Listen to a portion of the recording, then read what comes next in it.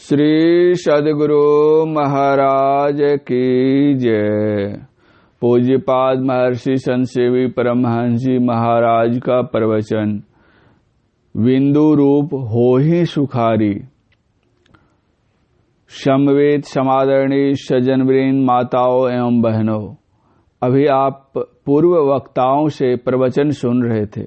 उन वक्ताओं के फरमान से आप लोगों की अरमान पूरी हो गई होगी, लेकिन फिर भी आप लोगों का ध्यान मेरे व्याख्यान सुनने की ओर है। यह आप लोगों की विशेषता है, महानता है, क्योंकि आप लोग महान हैं। मैं आप लोगों को धन्यवाद देता हूं और बाद में संत मत का ज्ञान सुनाता हूं। संत मत का ज्ञान क्या है? वह तो अनंत स्वरूपी सर्वेश्वर का ज्ञान होने के कारण अनंत है, गहन है, गंभीर है। अभी आप लोगों ने रामचरितमानस का पाठ सुना। रामचरितमानस को जन साधारण रामायण की संज्ञा से अभिहित करते हैं। वस्तुतः राम के चरित्र की रचना कर शिव जी ने अपने मानस पटल पर अटल कर रखा था, जिसको सुसमय पाकर उन्होंने पार्वती जी से कहा, यथा रचि महेश निज मानस राखा, पाई सुसमय शिवासन भाखा। रामचरितमानस एहि नामा, सुनत श्रवण पाए विश्रामा। रामचरितमानस अर्थात राम के चरित्र का मान सरोवर। सरोवर में निर्मल जल भरा रहता है, कमल के फूल खिले रहते हैं, उसमें हरे भरे सुंदर सुंदर पत्ते सुशोभित होते हैं। सतदल अपने सौरभ से आसपास को सुरभित करते हैं। पद में पराग से अनुराग रखने वाले मधुकर उस पर गुंजन करते रहते हैं। सरोवर के समीप बैठने वालों का उन मनमोहक दृश्यों के अवलोकन से मनोरंजन होता है, तन मन पुलकायमान हो जाता है। रामचरितमानस में सगुण सकार राम कथा स्वच्छ जल है। उनकी महिमा विभूति शतदल कमल है और मन मधुकर है। लीला सगुण जो कहें बखानी, सोई स्वच्छता करई मलहानि। यह उसका बहिरंग है, लेकिन उसके अंतरंग की अभिज्ञता के लिए कुछ और ढंग अपनाना होगा। रघुपति महिमा अगुण अबाधा, बरनब सोई बरबारी अगाधा। राम के निर्गुण स्वरूप का वर्णन जल की अगाधता है। अल्प जल से स्वल्प मल दूर होता है, किंतु अगाध जल से मन बिल्कुल निर्मल हो जाता है। दूसरी बात यह है कि जब तक कोई जल में जाल नहीं डालता, तब तक उसके भीतर के माल का हाल नहीं जान सकता, क्योंकि जलचर जलगर्भ में छिपे रहते हैं। वे सरलता पूर्वक दिखे नहीं जाते। कवि ने रामचरितमानस के अंदर काव्य के नवरस जप तप योग और विराग को जलचर बनाकर रखा है। यथा नवरस जप तप जोग विरागा, ते सब जलचर चारु तड़ागा। काव्य के नवरस श्रृंगार रस, करुण रस, हास्य रस, रौद्र रस, वीर रस, भयानक रस, विभत्स रस, अद्भुत रस और शांत रस। जपवाचिक उपांशु श्वास और मानस, ईश्वर संबंधी नाम जिसको मुंह से जपा जाता है, जिसमें होठ हिलते और जिह्वा हिलती है, दूसरे लोग भी सुन पाते हैं, वाचिक जप कहलाता है। जिसमें सभी क्रियाएं उपर्युक्त प्रकार से ही होती है, किंतु उच्चारण धीमे स्वर से होता है, उसको मात्र स्वयं सुन सकते हैं, दूसरे नहीं। यह उपांशु जप कहलाता है। तीसरे प्रकार के जप में होठ या जिह्वा में स्पंदन नहीं होता, श्वास के आने जाने में जप के शब्द पर ध्यान रहता है, यह श्वास जप कहलाता है। मानस जप तो जपों का प्राण ही है। इनमें मन से मंत्रावृत्ति होती रहती है। इसमें होठ जिह्वा की अपेक्षा नहीं, उपेक्षा रहती है। उपर्युक्त जपों में क्रमशः एक दूसरे से विशेष महत्व रखता है। वाचिक जप से 10 गुना उपांशु में, 100 गुना श्वास और सहस्र गुना लाभ मानस में होता है। इससे सिद्धि भी मिलती है, यथा जपात सिद्धि। कागभुसुंडी जी पाकर वृक्ष के नीचे जाप यज्ञ करते थे। मानस उत्तरकांड। जप का शब्द जितना छोटा होता है उतना ही अधिक प्रभावशाली होता है। मंत्र परम लघु जासुवश, विधि हरिहर सुर सर्व, महामत गजराज कह, वश कर अंकुश खर्व। हमारे परम पूज्य गुरुदेव जी की वाणी में है, गुरु जाप जपन साचो तप, सकल काज सारणं। तप 3 प्रकार के होते हैं, कायिक, वाचिक तथा मानसिक। श्रीमद् भागवत गीता अध्याय 17 में लिखा है, देवादीज गुरु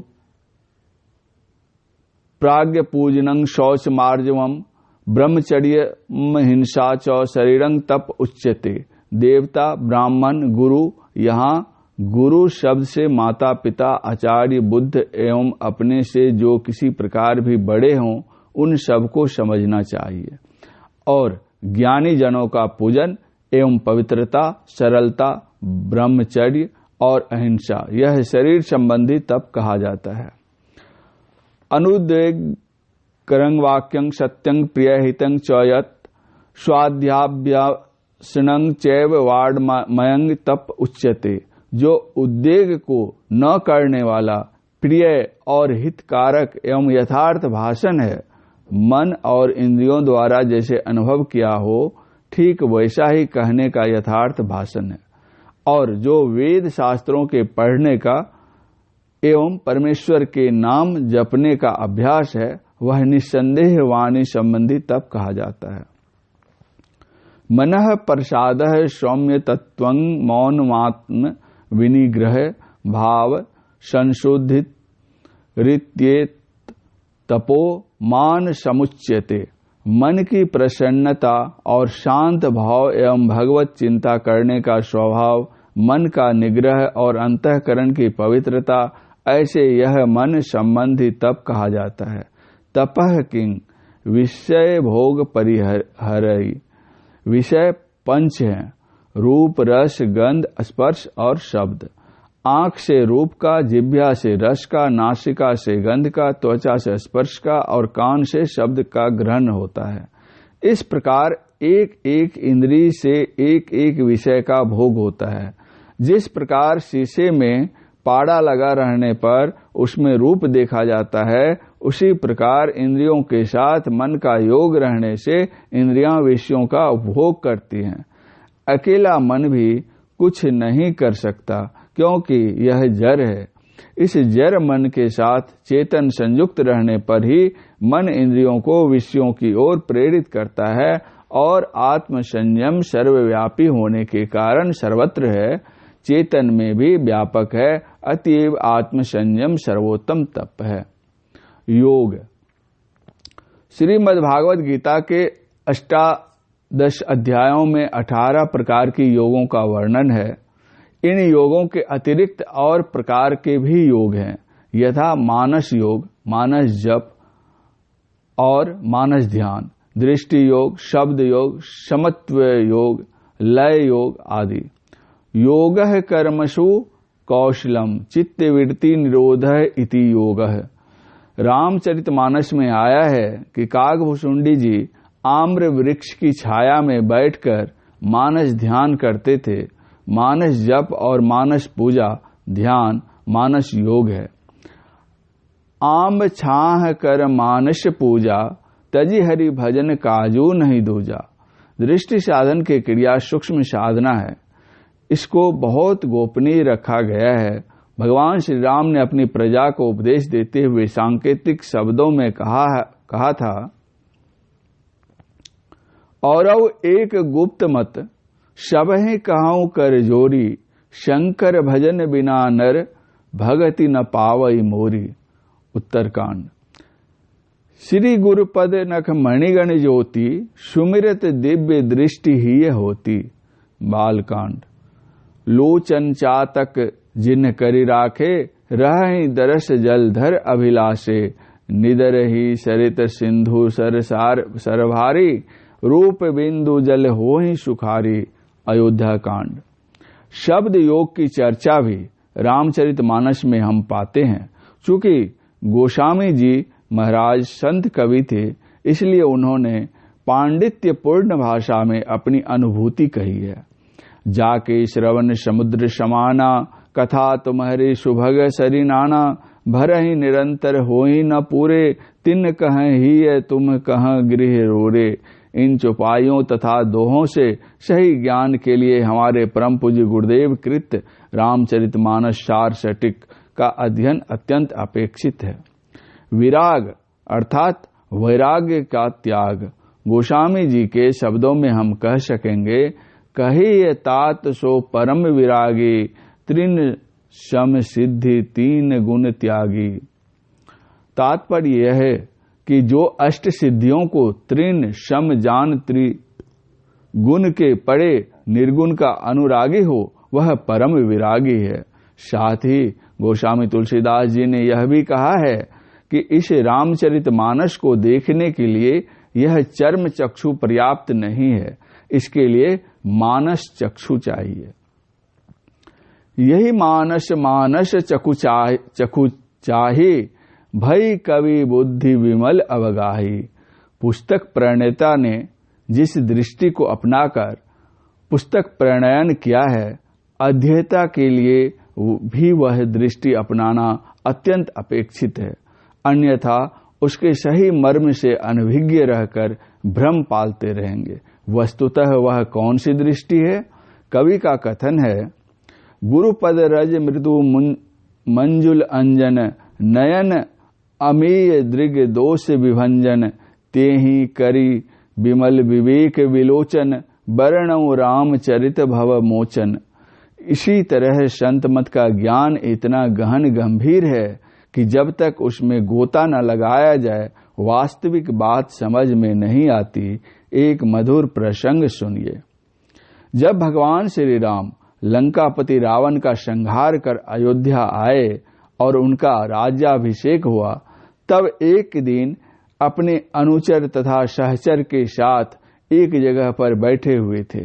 हनुमान, अंगद, जामवंत, सुग्रीव आदि भी वहां उपस्थित थे। भगवान श्री राम ने मनोरंजन के लिए सबसे एक प्रश्न किया, आप लोग समुद्र के इस पार से उस पार चले गए और उस पार से इस पार भी आ गए। अब यह बतलाइए कि आप लोगों ने जो समुद्र लंघन किया उसकी गहराई कितनी थी? किसी को गहराई का पता नहीं था, इसलिए सब के सब एक दूसरे का मुंह देखते हुए मौन धारण किए रहे। भगवान श्री राम ने कहा, हनुमान, ये लोग तो एक बार गए और आए, लेकिन तुम तो पहले भी एक बार गए और आए थे, तुम ही बतलाओ। हनुमान ने कहा, भगवन, मेरा काम तो जाने और आने का तथा श्री सीता माता जी के पता लगाने का था, बीच में क्या था मुझे क्या पता। गहराई का पता तो मंदराचल ही बता सकता है जिसने समुद्र का मंथन किया था। इस भांति शास्त्र के पन्नों को हम इस पार से उस पार तक उल्टा दें, यानी उल्टा पलटा कर पढ़ लें, यह बात सहज है, किंतु उसके भीतर क्या है, उसमें क्या राज है, यह समझना इतना आसान नहीं और समझाना तो और भी दुरूह है। दूसरी बात है, गहराई का पता वाक्य ज्ञान से नहीं लगता, इसके लिए ध्यान की अनिवार्य आवश्यकता है। भगवान बुद्ध ने कहा है, नत्थि ज्ञानं अपंजस्य पंजा नत्थि अजायतो, यम ही ज्ञानंज पंजा चौसौ बे निब्बान शांति के। प्रज्ञाविहीन पुरुष को ध्यान नहीं होता है और ध्यान एकाग्रता न करने वाले को प्रज्ञा नहीं हो सकती। जिसमें ध्यान और प्रज्ञा दोनों हैं, वही निर्वाण के समीप है। अर्थात ज्ञान के बिना ध्यान नहीं और ध्यान के बिना ज्ञान नहीं। जो ज्ञान और ध्यान दोनों रखता है निर्वाण के समीप है। तात्पर्य यह है कि ज्ञान चाहिए और ध्यान भी, इन दोनों का एक दूसरे से घनिष्ठ संबंध है। गोस्वामी तुलसीदास जी ने कहा, जाने बिनु न होई प्रतीति, बिनु प्रतीति होई नहीं प्रीति, प्रीति बिना नहीं भक्ति दृढ़ाई, जिमी खगेश जल के चिकनाई। पहले जानना होगा कि प्राप्तव्य क्या है तथा उसके लिए करना क्या है। इसके लिए प्रथम ज्ञान की आवश्यकता है, लेकिन इसकी परिपुष्टि तब तक नहीं हो पाती जब तक बिंदु ध्यान और नाद ध्यान नहीं किया जाता। अन्यान बहुत सी बातें हम कह सकते हैं, लेकिन गंभीरतम ज्ञान की बात तो काया रूपी समुद्र में गोता लगाने के पश्चात ही कही जा सकती है। संत कबीर साहब कुछ पढ़े लिखे नहीं थे, किंतु साधना के बल पर वे पते की बात कहते हैं। कबीर काया समुद्र है, अंत न पावे कोई, मृतक होई के जोर है, मानिक लावे सोए, मैं मर जीवा समुद्र का, डुबकी मारी एक, मुट्ठी लाया ज्ञान की, जामे वस्तु अनेक। यह संत मत का ज्ञान है। संतों का ज्ञान संत मत का ज्ञान है। संत किसे कहते हैं? साधु संत सा सुंदर वेश बना लेने, लंबा लेक्चर देने, वाक्य ज्ञान की कुशलता दिखलाने अथवा चाटुकारिता की भाषा अपनाने से कोई संत नहीं हो जाता। घर-वार, कारवार, रोजगार का परिहार करने से भी कोई संत नहीं होता। संतों के सद्गुणों से अपने को गुणान्वित किए बिना कोई संत नहीं कहला सकता। इस प्रवचन का दूसरा भाग अगले प्रवचन पाठ में परम पूज्य महर्षि संत सेवी परमहंस जी महाराज का यह प्रवचन अखिल भारतीय संतमत सत्संग के 77वें वार्षिक महाधिवेशन दिनांक 6 फरवरी 1988 ईस्वी को मनियारपुर बांका में प्रातःकालीन सत्संग के अवसर पर हुआ था। श्री सद्गुरु महाराज की जय।